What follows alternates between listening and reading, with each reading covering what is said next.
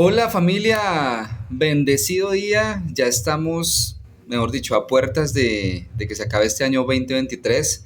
Les pido mil excusas, tenía nuestro libro en el local, en la papelería, como no hubo más clase, no volvimos, pues nada, la verdad sí lo tenía descuidado y me repetía a mi mente, no puedo repetir, no puedo volver a repetir la historia de dejar las cosas a medias. Así que miren lo que nos falta. Mira lo que nos falta. Así que familia, estábamos en un tema de respuestas, si no estoy mal, sobre preguntas dadas al escritor. Y en esta parte, más allá de la barrera de la traición. Así que vamos a arrancar, ¿listo? Y dice lo siguiente, vamos en la página 246. Más tarde, ese mismo día por la noche, aquel precioso niño murió en el regazo de su madre y todavía estaba hablando de las campanas del cielo cuando los ángeles vinieron por él. Qué pequeño soldado tan valiente era él. Su valor no fue reportado en los periódicos del día siguiente. Tampoco ningún periodista famoso relató su historia en las noticias nocturnas de la televisión. Sin embargo, para siempre, él y su madre ocuparán un lugar en nuestra galería de héroes ilustres. Mi próximo candidato para ocupar un lugar entre aquellos que deben ser recordados para siempre por causa de la fidelidad es un hombre al que nunca conocí. Aunque influyó en mi vida mientras estaba perdiendo la suya, supe de él por medio de un documental dramático que vi en la televisión hace algunos años. El productor había obtenido el permiso de un especialista en cáncer para colocar cámaras en su clínica. Luego, con la aprobación de 3 pacientes, 2 hombres y una mujer, filmó el momento en que cada uno de ellos se enteró de que tenían un tumor maligno en sus últimas etapas.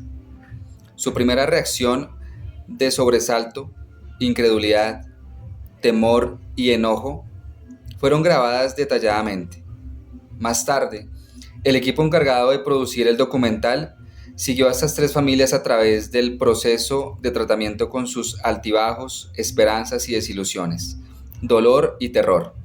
Permanecí sentado sin moverme mientras el drama de vida y muerte se desarrollaba en la pantalla. Finalmente, los 3 pacientes murieron y el programa terminó sin ningún comentario o editorial. Hubo tanto que se debió decir. Lo que más me impresionó fueron las diferentes maneras en que esas personas se enfrentaron con sus aterradoras circunstancias. Los dos que al parecer no tenían fe, reaccionaron con enojo y amargura. No solo lucharon contra la enfermedad, sino que parecía que estaban en guerra contra todo el mundo.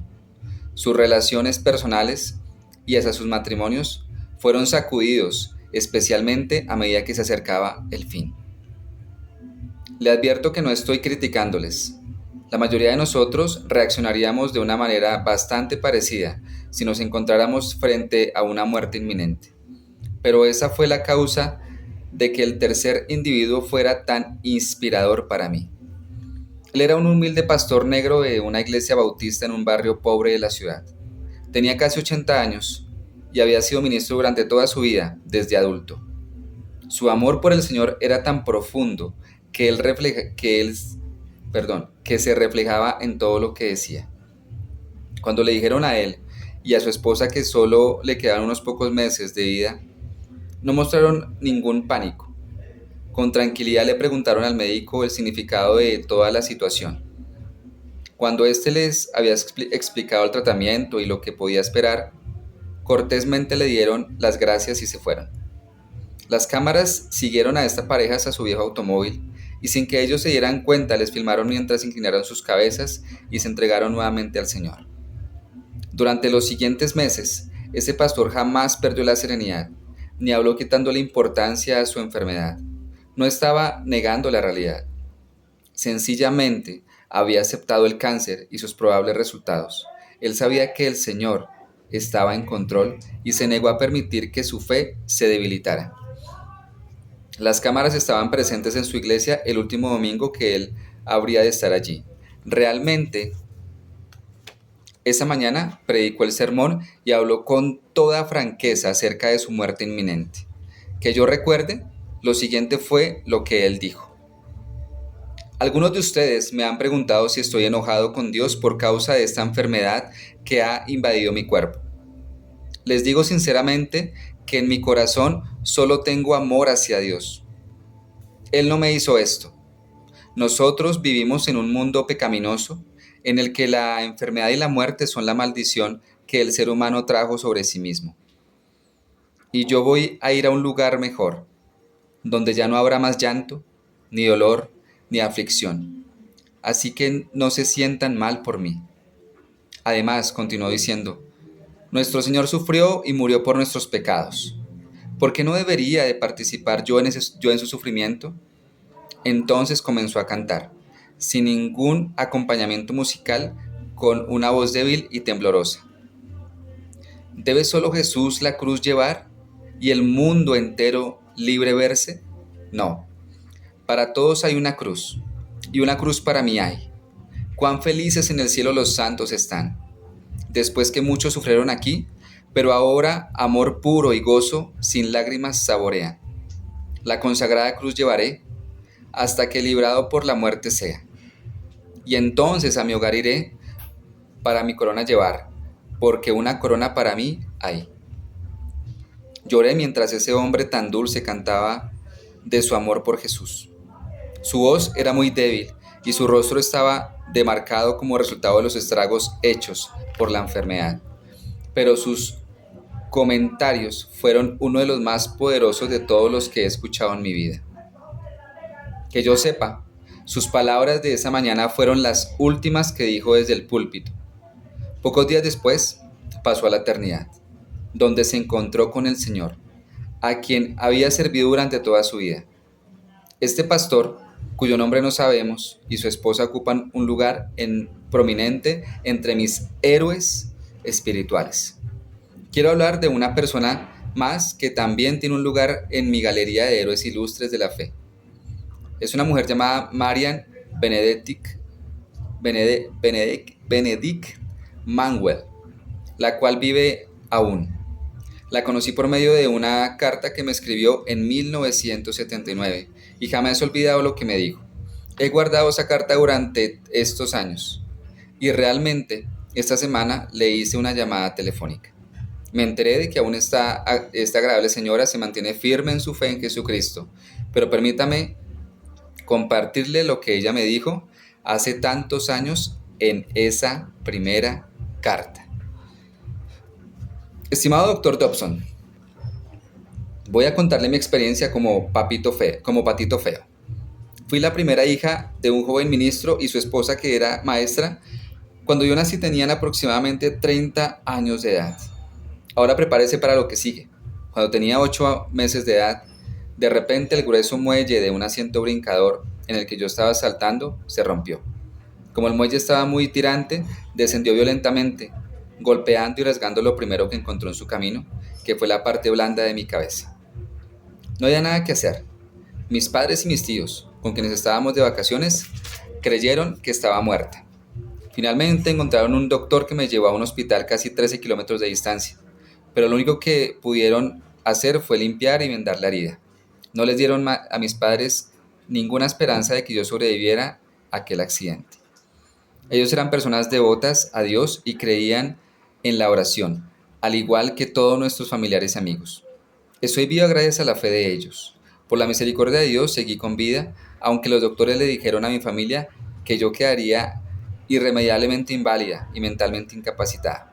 Eso no ocurrió, pero hubo muchos problemas.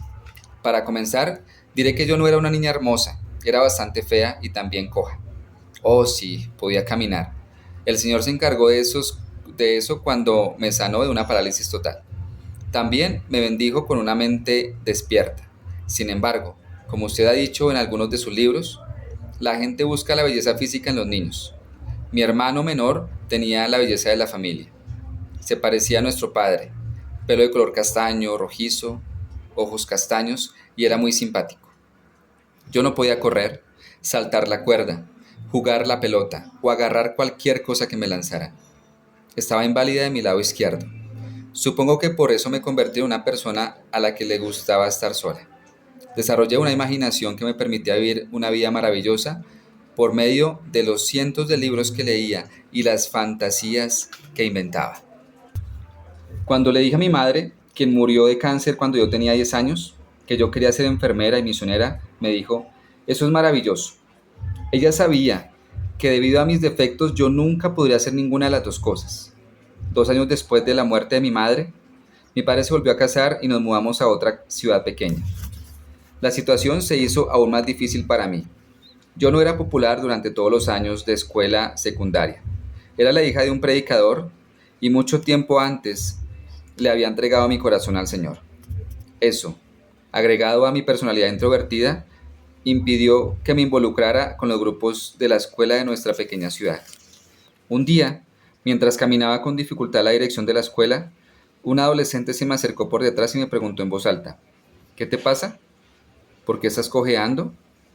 Nadie quiere estar junto con una muchacha que camina así. Fue muy difícil para mí el comprender que Cristo podía darme las fuerzas para mantenerme tranquila en una situación como esa. Permítame interrumpir brevemente la carta de la señora Manuel. Para resumir las circunstancias que ella nos ha relatado, desde la infancia tuvo deficiencias neurológicas que le impidieron jugar como otros niños.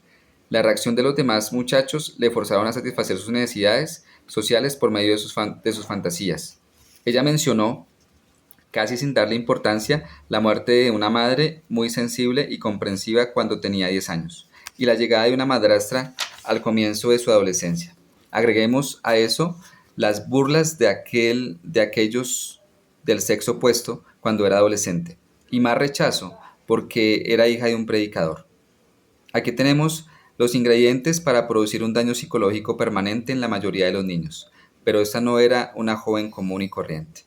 Regresemos a su carta para ver qué es lo que el Señor ha hecho en su vida. Bueno, si quieres seguir escuchando qué pasa en esta historia, entonces te espero en el próximo video. Realmente le agradezco a Dios. Yo ya mentalmente ya había dicho, no, pues ya no se leyó, ya no vuelvo al local, pero no podía soportar. ¿Y por qué pausar? Porque ya no estoy en el local, se va, se recoge el libro y se sigue este, para mí este reto, que más que reto ha sido una bendición. Recuerden el nombre del libro, Cuando lo que Dios hace no tiene sentido. Y sigamos leyendo. Sé que Dios nos va a dar respuestas y en esas festividades no sé por lo que estés pasando, si es una buena situación, excelente, si no lo es, pues también, porque a veces, y claro, es muy fácil celebrar lo bueno y lo malo, ¿por qué no celebrarlo? Porque no va a aprender de lo malo. Es difícil en el momento que están pasando las circunstancias, pero es ahí donde el tener esa comunicación constante con Dios, esa relación constante por medio de su palabra, nos lleva a poder entender el para qué están pasando las cosas. Un abrazo enorme, Dios te bendiga, gracias por estar acá. Nos vemos pronto para lo siguiente, lo que viene. Un abrazo enorme, te quiero montones, que Dios te bendiga y vamos a orar. Amado Padre, mil gracias Señor, porque sabemos Padre que tienes planes únicos para cada uno de nosotros, Señor. Tenemos un ADN distinto, Señor. Padre, llévanos a entender tu propósito en las circunstancias que estemos viviendo. Llévanos a comprender esas circunstancias que de pronto nos han hecho llorar, circunstancias que nos asustan, circunstancias que no entendemos. Y también, Señor, celebrar las circunstancias que nos han llevado a hacer cosas diferentes y nos han llevado a tener sueños o metas ya realizadas. Lo colocamos en tus santas manos, amado Dios, y gracias, Padre, por ese día tan hermoso que nos regalas. Y coloco esta oración en tus santas manos, por medio de tu Hijo Cristo Jesús. Amén. Abrazo enorme, gigante. Dios me los bendiga.